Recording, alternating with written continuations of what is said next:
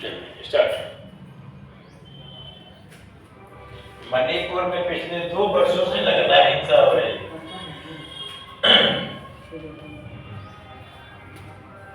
मणिपुर में 2 मुख्य जातियां हैं। यहाँ पर हिंसा 24 से ही चल रही है, बहुत ज्यादा। हिंसा का मुख्य कारण क्या है? मणिपुर में मुख्य रूप से 2 जातियां हैं, मैतेई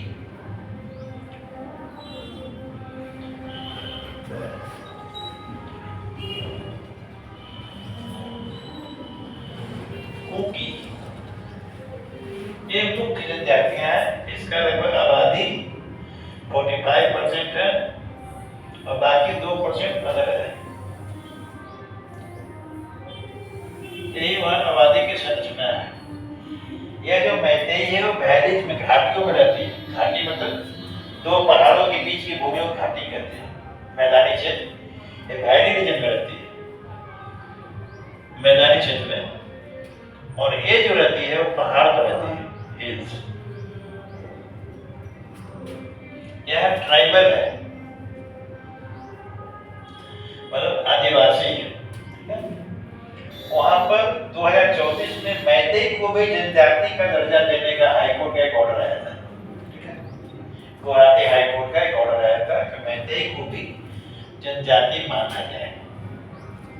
झगड़ा का मेन कारण यही है। इसको भी ट्राइबल स्टेटस देने की बात हुई थी हाईकोर्ट के द्वारा। होता क्या है, जो जिस चीज को पाते रहता है वो छोड़ना नहीं चाहता। अब समस्या जब कहां से आई? 2 मुख्य जनजातियां हैं वहां पर। जनजाति माना गया है नहीं, ये जनजाति है शुरू से ही। ये पहाड़ों पर रहते हैं और काफी जुझारू होते हैं, मेहनती भी होते हैं, जुझारू भी होते हैं, अपने आप के लड़ना मरना ही लोग खाते हैं। तो ये ट्राइबल है। ट्राइबल को स्पेशल सुविधाएं मिलती हैं जनजाति आदिवासी को सरकार के द्वारा। सरकारी नौकरी में आरक्षण और भी बहुत से वेलफेयर स्कीम्स होते हैं, वो ट्राइबल को बहुत से बेनिफिट मिलते हैं। तो जब मैतेई ने भी इसी बात को माना कि हमें भी ट्राइबल स्टेटस आदिवासी का दर्जा दे दिया जाए, तो वहां से इन लोगों को खराब लगा। जब तक हम लोग का हक में बंटवारा है, हम भी लोग हक में काट कर देगा, समझ गए? ये लोग का इन लोग को भी सुविधा मिला तो हम लोग का दिक्कत रहेगा। तो ये हम लोग के हक का हकदारी मारेंगे लोग। तो ये झगड़ा होना शुरू हो गया। उसके बाद इस निर्णय को रोकना पड़ा। सुप्रीम कोर्ट ने इस निर्णय पर रोक लगा दिया गया। लगातार घटनाएं घटती रही, लगभग 1000-1500 लोग मरे गए। सरकार तो 200 कुछ ही कहती है, 1000 से ऊपर लोग मरे होंगे। बहुत सारी घटनाएं, बहुत सारे वीडियो भी आए थे पहले। एक महिला को जिंदा ही जला दिया गया। अपने अपने क्षेत्र में जिसको जो मिल गया मारकाट मारकाट खूब जम कर गया। इसी पृष्ठभूमि में वहां पर 12 फरवरी 2025 को राष्ट्रपति शासन लगा दिया गया। हिंसा जब होता है सभी जगह, शुरू से ही सब जगह परंपरा रही है कि जहाँ हिंसा बहुत ज्यादा होता है, राज्य सरकार से कंट्रोल नहीं हो पाता है, वहाँ पर प्रेसिडेंट रूल लगा दिया जाता है। प्राय हिंसा का राज्यों में ऐसा ही होता है। तो वहाँ पर भी प्रेसिडेंट रूल लगा दिएगा कि राष्ट्रपति शासन लग गया। पर प्रेसिडेंट रूल लग गया 2025 में 12 फरवरी को। ये 12 फरवरी को इसका राष्ट्रपति का कार्यकाल, मतलब राष्ट्रीय शासन का कार्यकाल पूरा हो रहा था। प्रेसिडेंट रूल क्या होता है, एक बार में 6 माह के लिए लगता है कहीं भी। उसको फिर संसद से अप्रूवल करा कर फिर अगले 6 माह के लिए उसको बढ़ाया जाता है। इस प्रकार 2 बार में 1 साल हो गया। ऐसा अधिकतम 3 बार किया सकता है। उसके बाद भी करना है, जरूरत पड़ जाए। जैसे पंजाब में, कश्मीर में 5 साल 7 साल तक भी प्रेसिडेंट रूल लगाए थे मैंने, उसके लिए संविधान में संशोधन करना पड़ता है। तो काफी डिफिकल्ट प्रोसेस हो जाता है। सामान्य तौर पर इन्हें 3 बार बढ़ा, 6 बार का 3 बार बढ़ा सकते हैं। तो ये 2 बार बढ़ गया, 1 साल हो गया। अब 12 फरवरी के पहले ही वहां पर राष्ट्रीय शासन हटाना था। तो प्रेसिडेंट रूल जब लगता है तो 2 बातें होती है। उस राज्य की विधानसभा बंद कर दी जाती है, नए सिरे से चुनाव होता है। विधानसभा होती है, विधानसभा, राज्य की विधानसभा, राज्यसभा नहीं। राज्यसभा तो नहीं होती। अलग बात है, राज्यसभा कहाँ से, राज्य की विधानसभा करें, राज्य की विधानसभा राज्यसभा नहीं। तो जिस राज्य में यदि प्रेसिडेंट रूल लगता है तो वहां पर क्या होता है, दो बात होती है, या तो उस राज्य की विधानसभा को भंग कर दिया जाता है और कार्यकाल पूरा होने के पहले वहां पर चुनाव कराया जाता है नए सिरे से, उसी को मध्यावधि चुनाव कहते हैं, जो पिछले क्लास में बताए थे मिड टर्म को। लेकिन यहाँ ऐसा नहीं हुआ। दूसरी बात हो गई, वहां पर क्या हो गया कि विधानसभा को निलंबित रखा जाता है, सस्पेंडेड, उसको कहते हैं सस्पेंडेड एनिमेशन को सस्पेंड निलंबित रखा गया। पर कुछ अभी स्थिति ठीक नहीं है, कुछ दिन के लिए प्रेसिडेंट लेगा, विधानसभा भंग नहीं होता। विधानसभा भंग होने में क्या होता है, विधायकों की सदस्यता खत्म हो जाती है, नए सिरे से चुनाव होगा तो विधायक नहीं रह जाते, सब पद खत्म हो जाते हैं।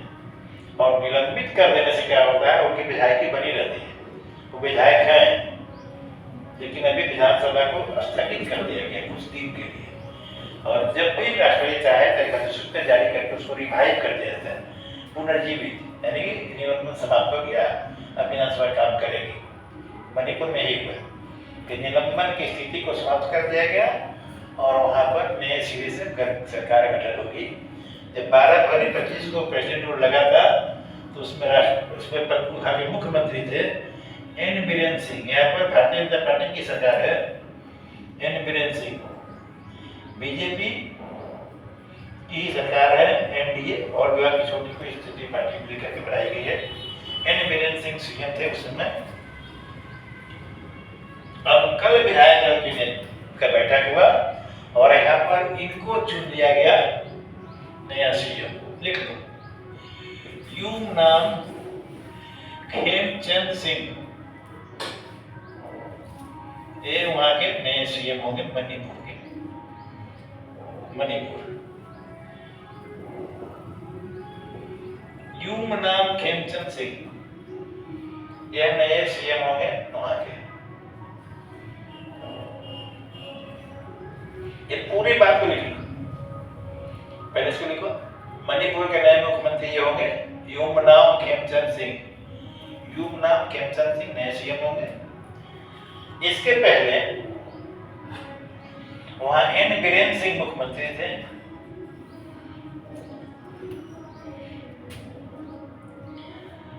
एन बीरेन सिंह मुख्यमंत्री थे।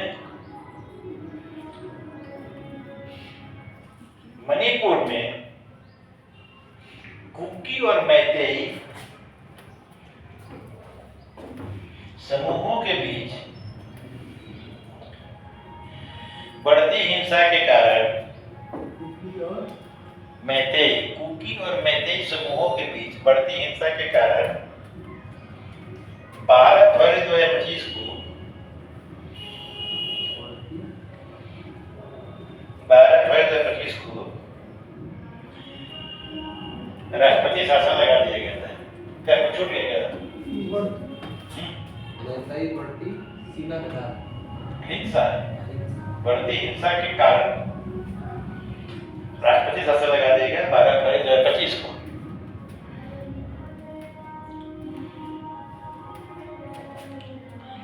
और विधानसभा को निलंबित रखा गया,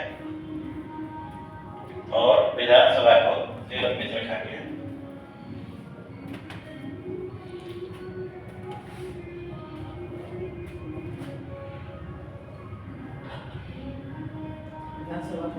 निलंबित रखा गया, सस्पेंडेड।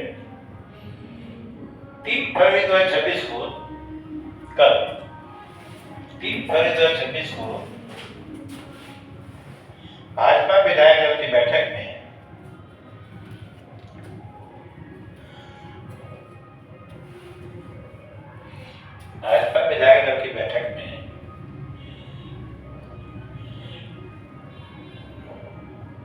यह नाम लिख लो, यूमनाम खेमचंद सिंह को, यूमनाम खेमचंद सिंह, हिंदी में ऐसे लिखा यूमनाम खेमचंद सिंह को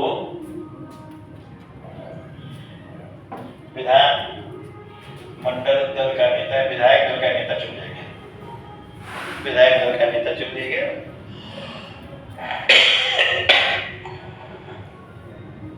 अब वही मणिपुर के नए मुख्यमंत्री होंगे।